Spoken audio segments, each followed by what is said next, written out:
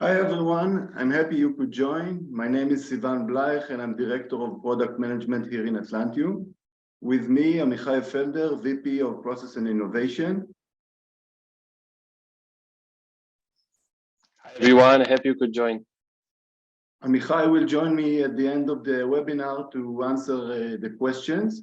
You are very much invited to write your questions using the Q&A icon at the bottom of the screen. Today, we're going to talk about membrane challenges and solutions. The agenda for today, the challenge, biofouling. First of all, the significance of biofouling, then the operational parameters and their costs, and then the affecting factors on biofouling. After that, we will discuss RO protection conventional methods and their drawbacks. And after that, our solution, which is quite different. After that, very importantly, 2 case studies showcasing the impact that we have on biofouling and on membrane performance. Then we will summarize and have some time for questions. First of all, the challenge, biofouling. Biofouling is responsible for approximately 80% of membrane failures. This was studied over and over again in many research studies, as you can see. But how we got to this figure of 80%, I will show you in the next slide.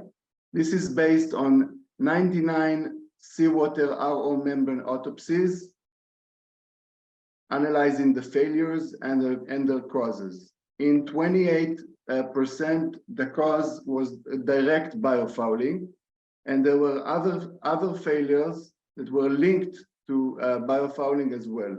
Oxidation was one of them. Oxidation is induced by biofouling because of low pH formed due to microbial activity. This is like in a tooth cavity, if you will. Another type of failure is rapid membrane cleaning, also related to significant biofouling. Another type of failure is scaling, also induced by biofouling because of the low water velocity and high viscosity on the membrane surface. If you sum up all these types of failures, the direct and the indirect, biofouling is very significant. Now, what happens to the operational cost when biofouling occurs? First of all, the differential pressure on the membranes increases. And this also increases the related energy costs. Then you need to shut down the system to do chemical cleaning. So the chemical cost rises as well. In addition, those shutdowns will reduce the uptime, the production, the income. So there's another operational cost, reduction in production and income. And then the membrane life. Membrane life will get shorter if you do frequent cleaning, and you will need to replace the membrane more frequently. So if we accumulate all these costs, the energy, the chemicals, the loss of uptime, and the membrane replacement, we get a very significant operational cost. What are the affecting factors we should monitor when trying to understand biofouling potential? First of all, the microbiology, the microorganisms themselves. Then the EPS. The EPS is a sort of a sticky matrix that enables the microorganisms to attach themselves to the membrane surface. In addition, there's the AOC, the assimilated organic carbon. The assimilated organic carbon is the fraction of the organic carbon which is readily available as a food source for biofouling growth. So those 3 parameters are very important when trying to analyze the biofouling potential. There are RO protection conventional methods, but they do have some drawbacks. First of all, chlorination. Chlorination is a very common method, but it has its risks. If you overdose with chlorine, you could oxidize the membrane and damage it. In addition, as you probably know, if you operate chemical dosing systems, there are operational complexities. For instance, the shipment, which means dependency on external supplier, or the storage, including degradation issues, or the safety issues. In addition, chlorine will need contact time, and you need to take this into consideration. In addition to all of this, chlorination has some side effects. Chlorination will oxidize the organic matter or cut it into small pieces, if you will, and make it more available as a food source for biofouling growth. There's another type of level of complexity because chlorination needs dechlorination after pretreatment and before RO in order to prevent membrane oxidation. Once more, if this process is not done correctly, there's a risk of oxidizing the membranes. This is another chemical, the SBS, which is commonly used. So another chemical means another complexity of storage, shipment, and safety. In addition, the SBS has its own side effects because SBS is usually overdosed for dechlorination, and by that, it also consumes the oxygen. Once it consumes the oxygen, it creates anaerobic conditions which are favorable for biofouling growth. This scheme demonstrates how those chemicals create ideal conditions for biofouling to grow. You can see in the scheme the flow from pretreatment, PT, to RO. First, we dose the chlorine before the pretreatment, and bacteria is removed. Bacteria is removed, as you can see in the blue graph. However, the available food increases, as you can see in the gray graph. Then we dose the SBS after pretreatment and before RO. The SBS consumes the oxygen, once more creating anaerobic conditions favorable for biofouling growth. In addition, the SBS itself is a nutrient, so more available food. To sum up, high food availability, low oxygen, ideal conditions for biofouling to grow.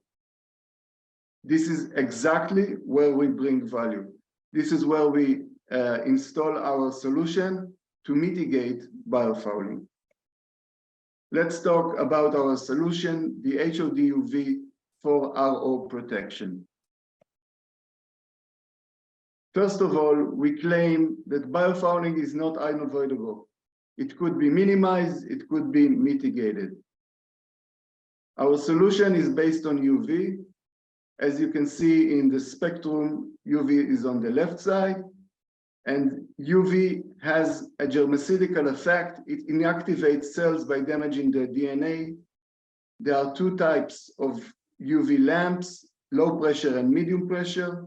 The low pressure wavelengths is only 254, and the medium pressure is 200 till 400. The medium pressure that we are using has an additional feature. It inhibits microorganism mutation repair mechanism, and this is one of the advantages that we have with our technology. Another very important and very unique patented feature is the total internal reflection that traps UV light photons and recycle energy. This reactor will help me to simulate how this differs us from conventional UV. On the left side, you will see a conventional UV chamber, and on the right side, the HODUV, our solution. On the left side, you can see a conventional reactor with stainless steel walls. Those stainless steel walls will absorb most of the energy, most of the UV photons, and the energy will be wasted. On our case, on the right side, it's a completely different design.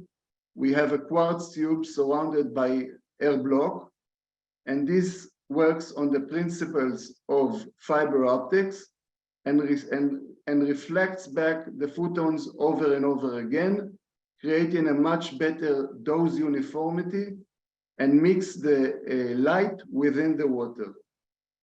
In addition to dose uniformity and energy efficiency, this also allows the UV photons to travel further away from the lamp, and enabling us to use less lamps and less energy and achieve a better disinfection effect.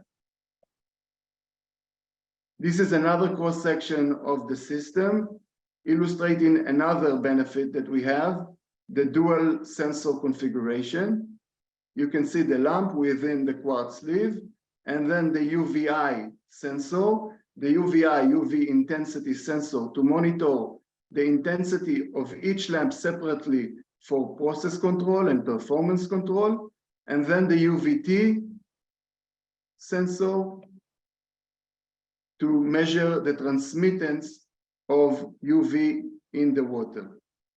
Those two sensors, the UVI and the UVT, together with the external flow meter, are connected to the local controller and enabling us to calculate the actual UV dose and to correct it to the required dose if needed.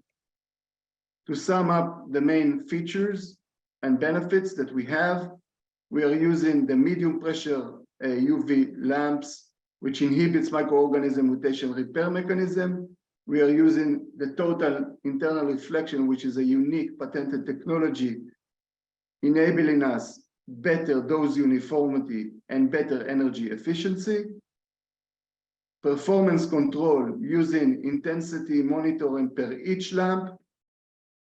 Dual sensor configuration with the UVI and UVT, together with the external flow meter, connected to the controller with the comprehensive HMI, and all of these features and benefits deliver a great solution for disinfection and also for our protection. Now, so far I've presented the challenge, biofouling, which is a significant challenge, the RO protection conventional methods, which have their drawbacks and complexities, and then our solution, which is quite different. Now, the question is, what is the bottom line? What do we actually have an impact on membrane performance, on biofouling mitigation using our solution? And as in many other new applications or new technologies, we started many years ago with some pilots. These are results from a brackish water pilot, in which you can see the biovolume reduction of both of the main parameters that I mentioned earlier, the microbial cells and the EPS. You can see the reduction in light blue with UV, very encouraging results. Another pilot here for seawater desalination for 1 month. You can see the results here, reduction in colors. Green, the microbiology, red, the EPS, and a very nice reduction in both of the parameters using UV. Those pilots clearly demonstrated that the Atlantium system has significant effect and fit for full-scale projects. These days, we have more than 50 projects in these applications installed worldwide, and I'm gonna present 2 case studies with detailed results on the membrane performance improvement. The first case study, a 100,000 cubic meters per day facility. The purpose of the water is for drinking water. This is the scheme, a clarifier, a disk filtration, ultrafiltration, microfiltration, 12 RO trains, and post-treatment. The challenge here was to reduce frequent RO-CIP events, to reduce frequent cartridge filter replacement, and to increase the permeate flow. The technology, the solution hoduv, was installed upstream of the micron filtration to protect both the micron filtration and the membrane system downstream. The results. You can see here a graph showing the differential pressure over time, prior and post hoduv installation. Before installation, there were about 13 CIP events in 6 months, and this was reduced dramatically to only 8 CIP in 6 months, as you can see on the right side. In addition, there was another benefit. You can see on the right side that after the installation, after the cleaning, the differential pressure goes lower, meaning the cleaning is more effective, and probably biofouling with our solution is more is easier to clean, is more reversible. This is another type of comparison, not before and after, but in parallel, protected and unprotected RO trains. The protected one is in blue and the unprotected in gray. And you can see a very nice reduction in CIP cycles. The meaning of less CIP cycles is increased uptime, because you don't need to shut down the system for cleaning, less energy demand because of less differential pressure accumulation over the membranes, and increased membrane lifetime, since less cleaning means longer membrane lifetime. This is the same trains. The blue one is the protected, and the unprotected are the gray, both of them.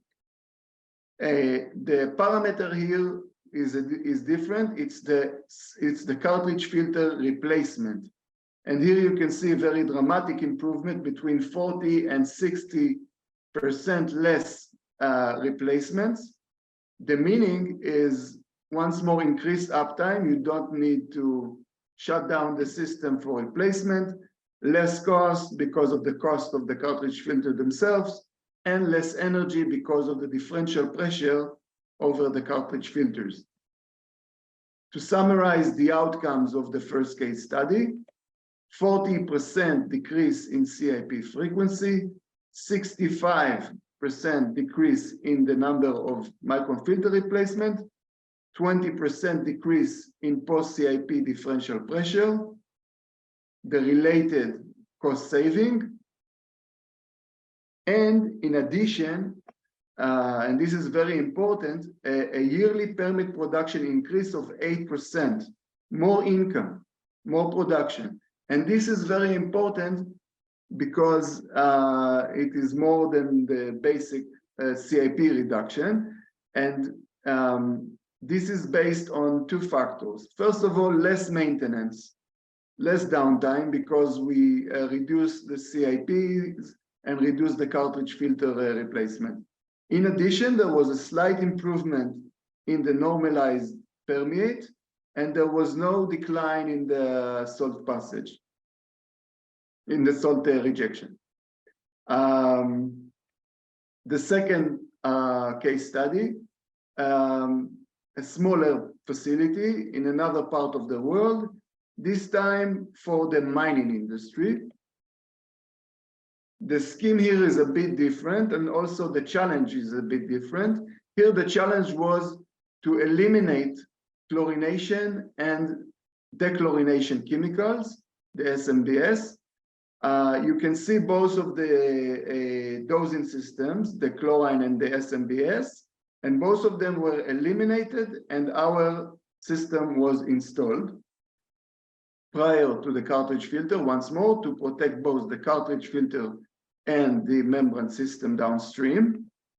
And these are the very nice results.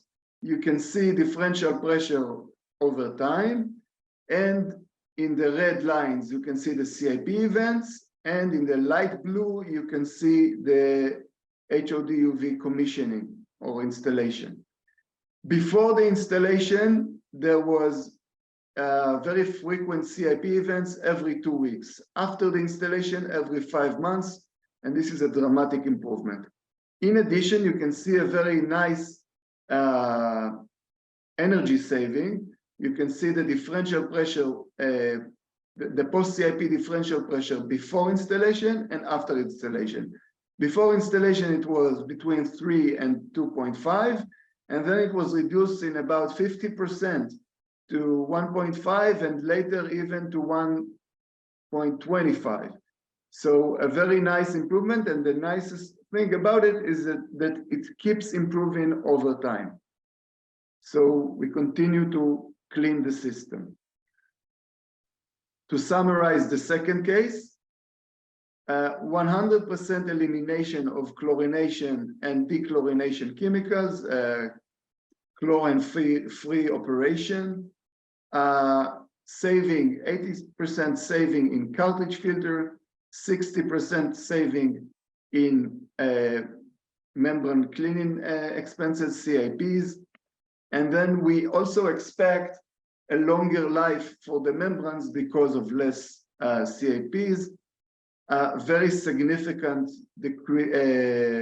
cost saving, 63% overall cost saving. Today we have more than 50 installations worldwide. Those are some of the pictures of the installations. It is important to emphasize that there's a variety of installations in geographies, in subsegments, in source water, wastewater, surface water, seawater. It is very diverse. Also, there is a variety of flow condition and a variety of UVT conditions. So based on all this accumulated experience, we can say that this application is very proven and mature. To sum up, we've been able to showcase that we can dramatically reduce CIP events. This, of course, enables a more stable production, no unexpected CIP, no frequent CIP, improvement in the cartridge filter operation and replacement, chlorine-free production like you've seen in the second case, significant cost saving like you've seen in both of the cases, longer membrane lifetime because of less cleaning, and even increased permit flow like you've seen in the first case. Less biofouling, less chemicals, longer working durations. HODUV improves operational parameter and results in higher production. Now we prepared a short quiz with 6 questions. You are invited to scan this QR code and check if your system has biofouling. Those are 6 short questions to enable you to understand the severity of biofouling in your case. Just a few words about Atlantium. Atlantium was founded 20 years ago, about 20 years ago. It is focused on UV disinfection. We have the HODUV, which is a very unique and different technology in the UV world. We have more than 4,000 installations worldwide in various geographies, industries, and applications. Thank you very much. You have the QR code once more if you want to scan it. And now I will hand it over to Amikai to answer your questions.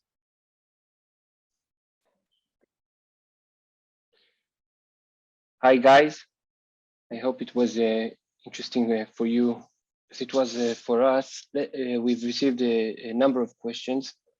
I'll go over them one by one.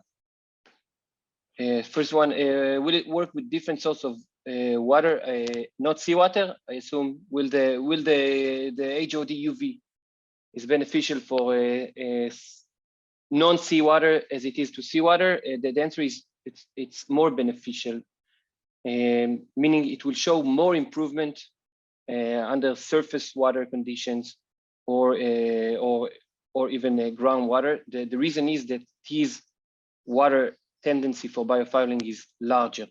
It's easier to show ROI in seawater. I'm assuming this is why we showed 2 cases of seawater. So it's easier to show ROI because in seawater, you have a lower flux per membrane, meaning if you're protecting, you're using more membranes per flow. But it will work, and most of our installations are for non-seawater. I would say about 80% are non-seawater in this case. Can the HOD UV be installed after the cartridge filter? Yes, it can. We are showing installation before the cartridge filter. This is because the pressure diagram in the plant. Let's say we are limited to 10 or 15 bar of pressure. So usually we don't want to be after the high pressure pump. So we are installed before the high pressure pump. We are protecting the cartridge filter. It is well shown. Not all customers are interested in protecting the cartridge filter, but definitely the UV is protecting the cartridge filter. If it would be installed downstream to the cartridge filter, it will show a larger effect on the RO. Okay, because there is no, it's like directly in front of the RO. What is the lifespan of UV lamps? How many replacements per year? So as a sample, I would take between 4,000 to 6,000 hours, depending on the start-stop of these lamps. Usually in RO applications, we see 24/7, meaning the lamp will last much longer. Will the HOD will it eliminate the usage of chlorine? Will the HOD eliminate the usage of chlorine? For some brave customers, we do advise, as you have seen on the scheme that Sivan showed. We challenge the typical dogma that RO plants should be dosed with chlorine and then dechlorinate before the membrane. So for some brave customers, we do advise to eliminate chlorine, and they do see the advantage of it. Not all agree. Sometimes the chlorine is dosed in order to avoid some algae in like an open to sun clarifier. So not all agree. It will definitely be beneficial for reducing the chlorine levels, but also can eliminate chlorine. Will the HOD change the SDI? Actually, we haven't measured, but I think not. SDI is a silt density index, so it will not change it. It will not change the SDI. Can we check before and after UV real-time performance? If yes, then what is the process? Real-time performance. First of all, you can check. You can take biosampling, seeing that you have bacteria or you have some specific bacteria or heterotrophic plate count before the UV, but you get much lower or non-detected after the UV. We do see it in real performance. I would go and see the DP of the membranes in this type of applications. But of course, you can verify it with in and out sampling.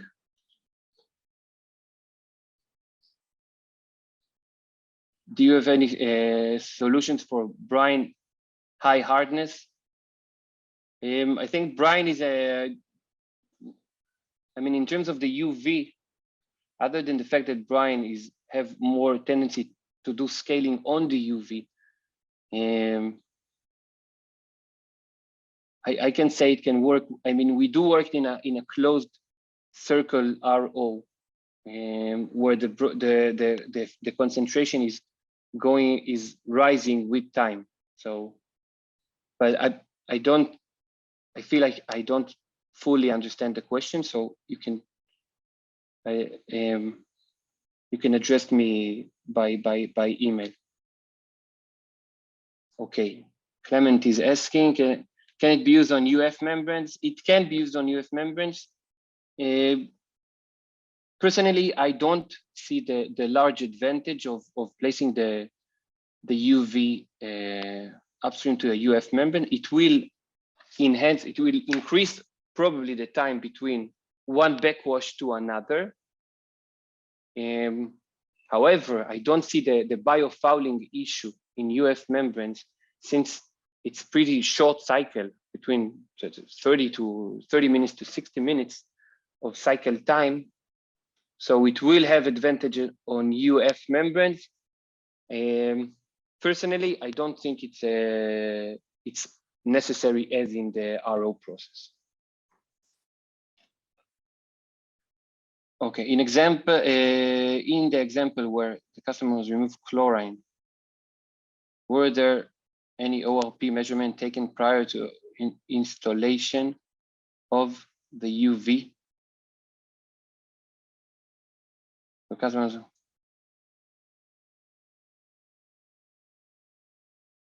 Like, you're asking about the cases in Latin America.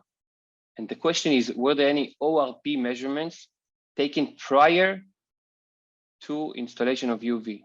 I believe there were ORP, and you know, it was chlorine, and then it was knocked down the chlorine. I believe the ORP stayed the same with and without the UV.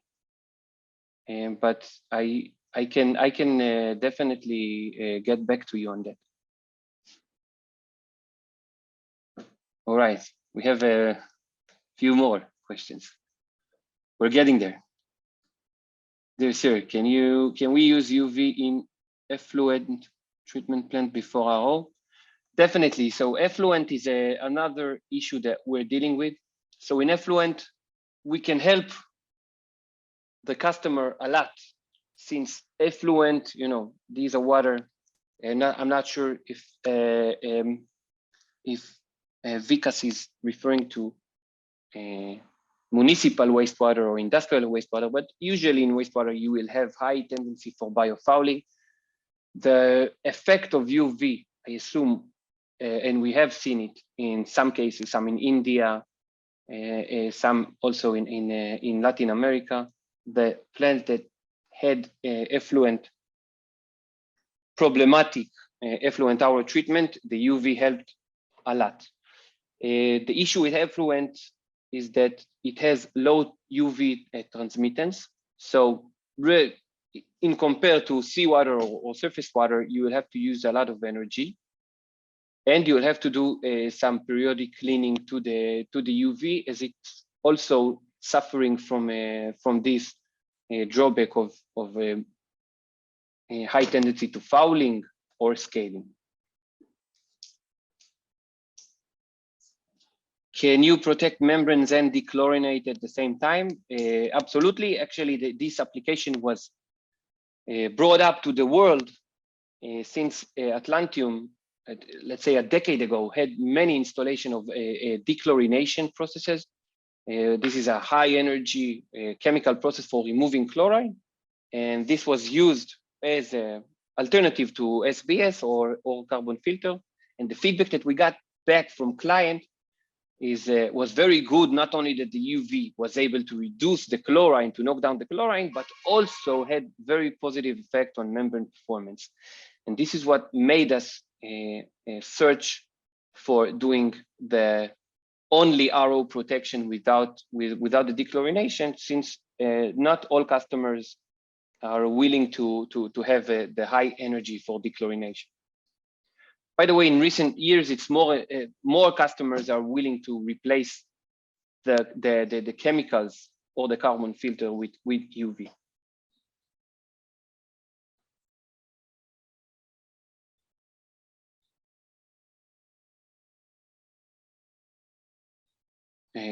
So Zach is asking a follow-up question. Was chlorine? So this will continue in private chat.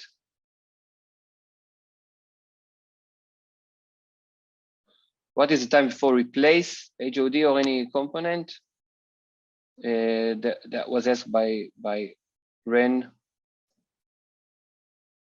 meaning the HOD replacement time, I mean the lifetime of the HOD. We have units installed since 2003 and are still working, if this is the question. Capacity ranges. So I'm not sure if we showed it. We have units from 4-inch to up to now we're launching a 24-inch units. So that would be between, I would say, 20 cubic meter per hour to 5,000 cubic meter per hour. Typically, we see in these type of plants, RO plants, that clients are using trains, meaning up to, I don't know, 1,000 cubic meter per hour. So the 14-inch fits most large plants.